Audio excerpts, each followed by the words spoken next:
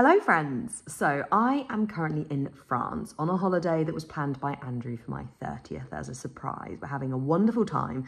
You'll have to excuse me, I'm literally just out the shower. But I was thinking that what I'd do sporadically over the trip was share with you some insights into the way in which my eating disorder showed up on holiday. And the things that I want to add on to this is to identify some of those key areas where it showed up, and then to talk about how that's different now, and also what I had to do in recovery to make that difference happen. And the first place that I want to start is that I recognise inside my eating disorder, and also various different points in my recovery when maybe my commitment to attack was not where it needed to be, I would try to find the foods that I was okay with wherever I was in the world. So we would go on trips, and I would find my way to a local supermarket, and I would be looking to recreate the things that I was somewhat comfortable with, or should I say that my eating disorder was somewhat comfortable with whilst I was on that trip. It would look like me trawling through supermarkets, trying to recreate different things, particularly around breakfast, which is what's got me doing this morning. I'm literally just about to sit down to some breakfast. And I was just thinking how different it is now, where there is complete freedom, where there's spontaneity, where I can just go into the shop and just choose what I want. And it can also, as I say, change day by day, compared to then when I definitely remember various different trips of me looking to try and find the breakfast that was one of my safe eating disorder approved breakfasts, or trying to recreate that as close as I possibly could whilst I was away. And the key thing that I had to do to break that was at home. On a day-to-day basis, I had to challenge myself to change things up.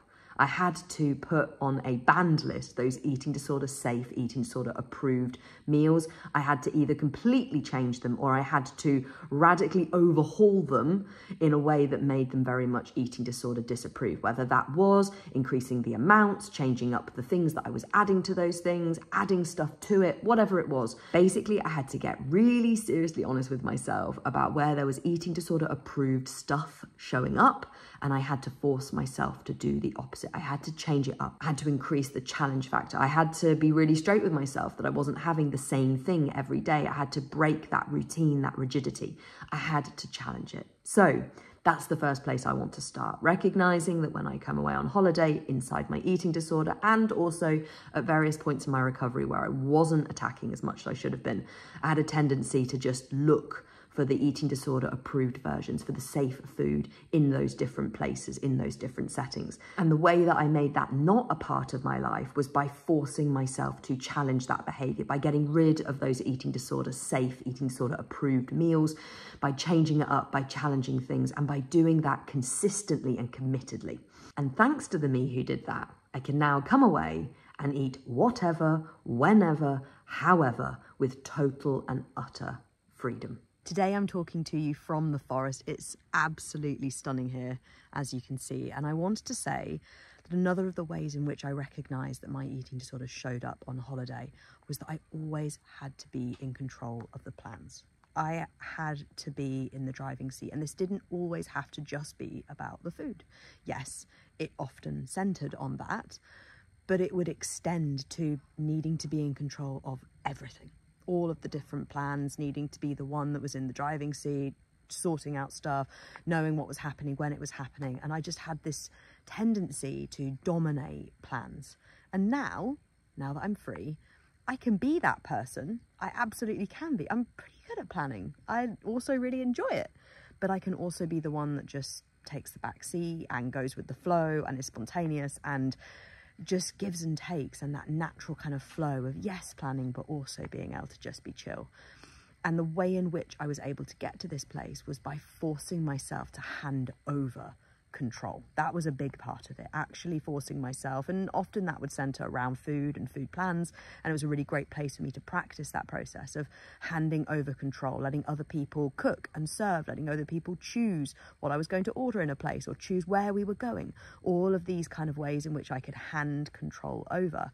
But another thing that I have to say here that was really important in this shift was me getting fully nutritionally rehabilitated. Having my brain no longer in an energy deprived state was a huge part of that shift from a place where I felt like I just needed to be in control of everything to the place I am now where actually I can plan, but I can also just be chill. So yeah, that's the next one I wanted to share with you. Currently back in the apartment after a fabulous day out. Andrew's just doing dinner in the background, so if you can hear some of that, I apologise. But I wanted to come on and share with you the way that my eating sort of showed up on a holiday was me still being that busy bee, continuing to live that conveyor belt existence whilst away on a holiday. And that could look like all sorts of different things. A few examples would be a tendency to still be walking and moving and busyness in general, a tendency to be the one that was tidying or cleaning, a tendency to be the one that just couldn't sit down or had to be doing the jobs or would be the one that was popping here or popping there, and a resistance to just that nice chill time where everyone's just being quiet, or where if it's just a few of you on a trip where you're just coming in from something and you just want a bit of downtime. So really recognize that that was a way in which my eating disorder was showing up, and the difference now being that actually in opposition to that, I can just chill out and relax. And of course, I love getting out and doing things and embracing holidays in all the ways that I can, but part of that does mean just taking it easy. And this is an extension of the fact that I no longer live my life on a conveyor belt, both at home and then when I'm away as well. And the way that I did this, two things. One, that crucial work to get out of energy deficit. When your body is in migration mode, it's very difficult for your body to get out of that state unless it is shown through your actions that food is abundantly available and that the migration is over. That is a longer term, more consistent process of you doing that nutritional rehabilitation. But also, I had to force myself to sit down. I had to force myself to disengage from the OCD cleaning behaviours. I had to force myself to stop being the busy bee, to let other people do things, to sit, to rest, to put my bum on a seat and to not do things. It is Thursday morning, the sun is shining and we are very excited to get out. Andrew's having a shower in the background, so I hope that's not too noisy. But I really wanted to come on and share with you the next way in which I recognised my eating disorder showed up when I was on holiday. And that was in my ability to consistently say no to things when they were suggested, offered, ideas that came up for things that could happen, those knee-jerk no's. And if you're someone who watches my videos or views my Instagram content, you'll have heard me talk about these a lot. It's that knee-jerk no response that can almost become second nature. It can almost become automatic when you are living with an eating disorder. And something that I recognized very much on holiday was that this would really show its head. When you're on holiday, often there is lots of opportunity for spontaneity, for things to be recommended, for last minute plans, for all of this sort of stuff. And I suppose this is going to interweave very much with the kind of need for control. But this I wanted to really zoom in on because it's something that you can really practice outside of a holiday setting. And the truth is now, completely eating disorder free, I can just say yes to stuff. Of course, there are times when I say no, when someone recommends, oh, do you want to go and do this? Would you like to go on this walk? I'm like, nah, I'm all right, thank you.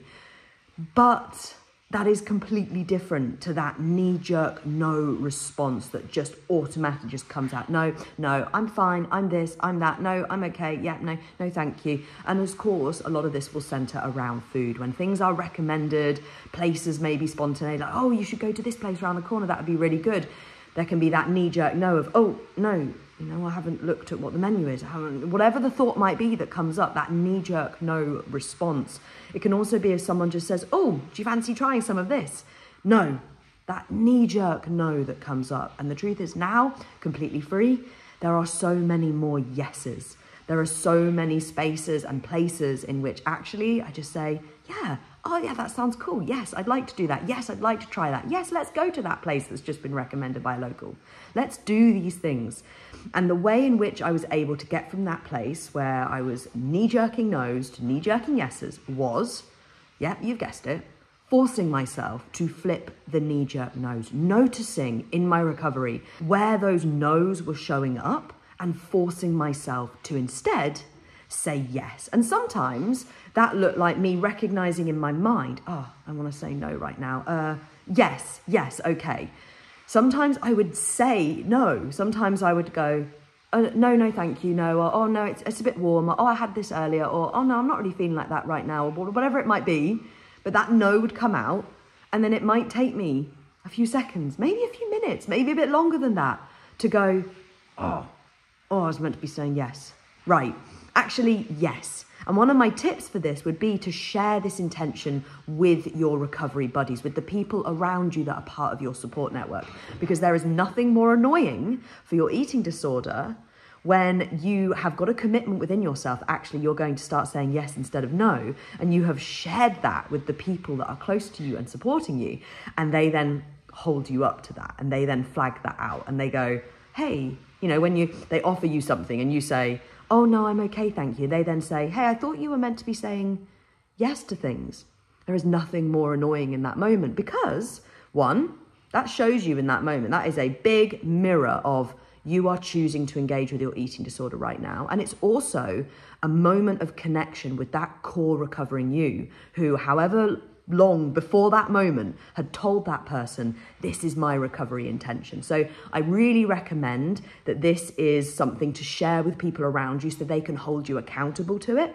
But in general, it's the ethos of saying yes instead of no. And whether that is something that comes out immediately or whether it's something that actually there is a few seconds, minutes, maybe longer between that time, what matters is that you are showing your brain that instead of those knee-jerk no's, you are saying yes. And this is super powerful. And the magical thing about this, and this is exactly what I wanted this video to be all about, is that this is something that can absolutely show up in terms of you going on holiday and your eating disorder being there with you. And it can be something that you can be practicing, of course, on holiday, but also very much at home. At the end of the day, the way in which you uninvite your eating disorder from a holiday, from a trip, whatever it might be, is that you uninvite your eating disorder from your life. And that doesn't happen in a week's time on that holiday or in however many months when you're going on there with friends or family or whatever it might be. That is something that happens every single day. You have to wake up each morning and commit, I am uninviting my eating disorder from this moment right here, right now, because that is where your power is. So, to summarize, flipping those knee-jerk no's to yeses, recognizing that those knee-jerk no's were a way in which my eating disorder was showing up, and knowing that actually in recovery, in order to be able to get to the place where I was free from that, I had to force myself to say yes. And the one that I want to finish this video on is the fact that a way I recognized my eating disorder showed up on holiday was that I was totally food-centric. My body, when it was in an energy-deprived state, I hope you can hear me okay in this, centered and valued food above everything else. Of course it did. That was my body being really smart. But what this meant was that when I was away, I was, as I was at home, constantly in some way or another thinking about food, thinking about eating, thinking about engaging in the things that provided permission to eat, whether that was movement, whether it was ticking boxes on that productivity conveyor belt, whatever it was. At the end of the day, everything was centered around food. And this was one of the ways in which my eating disorder and the effects of my eating disorder showed up every day, including days when I was on holiday. Now, the difference now is that I love food. Food's great, but it is not the center of everything. I don't go around on holiday focusing on food, leading the way in terms of where we're going to eat, thinking about, okay, well, we'll just get from A to B, and planning ahead and spending ages looking online at where we'll go to eat before we even leave for the holiday. It just isn't like that at all. There is a peace and a contentment and a deep trust that my body has that food is just abundantly available, so it doesn't need to be hyperfixated in that way. And the way that I was able to get to this place was by getting myself out of energy deficit. I know I've mentioned this in a few of the other clips that I've done, but it really is absolutely key.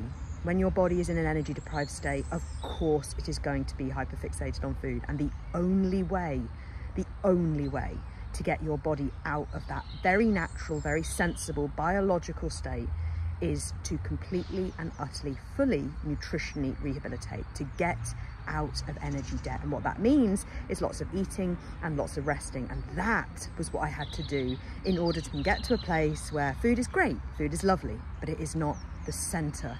It is not everything. So I hope that this video has been helpful. I hope that you find the insights I've shared and also the ways in which I navigated them and have got myself to a place where I am free from those things helpful. As always, wherever you are, whatever you're doing, have a wonderful day. And as I've said many a time on this channel, This is not just a talking and thinking space. This is a doing space. So if you see any of yourself in any of the behaviors I have shared, don't just listen, get up, go and do. Nothing changes if nothing changes. And watching is amazing, learning is amazing, listening, it's great, but on its own, it doesn't do anything. So, as I say, this is a doing space. Go do.